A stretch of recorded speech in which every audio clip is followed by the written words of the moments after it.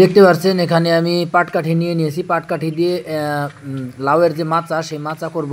তো লাউয়ের মাচা করার জন্য পাটকাঠি কেন নিলাম, সুতা নিলে নিতে পারতাম, কিন্তু সেটা নিয়ে নেই। কারণ এই বৃষ্টির পানি যেটা সেটা কিন্তু এই পাটকাঠিতে লাগার পর বৃষ্টির পানিটা কিছু অংশ এই পাটকাঠিতে ধরে রাখে। এমনকি যখন রাতের বেলা শিশির পড়ে সেই শিশিরের কিছু অংশ এই পাটকাঠিতে ধরে রাখে। আর এই পাটকাঠিতে এই যে পানিটা ধরে রাখলো, এই পানিটাই একটা সময় যদি অতিরিক্ত খরা হয়, অতিরিক্ত রোদ হয়, তখন কিন্তু এই লাউ গাছ এই পাটকাঠি থেকে খাবার সংগ্রহ করতে পারবে, একটু পানি সংগ্রহ করতে পারবে।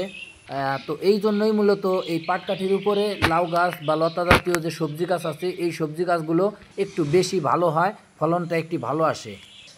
তো আপনারা যারা এভাবে সবজি চাষ করেন, অবশ্যই যদি সুযোগ থাকে অবশ্যই আপনারা পাটকাঠি মাচার জন্য ব্যবহার করবেন, সুতা ব্যবহার না করে। অবশ্যই আরেকটা বিষয় সেটা হচ্ছে পাটকাঠিতে সাপোর্ট দেওয়ার জন্য আপনারা সুতা ব্যবহার করতে পারেন, তবে পাটকাঠিটাই বেশি প্রাধান্য দিবেন।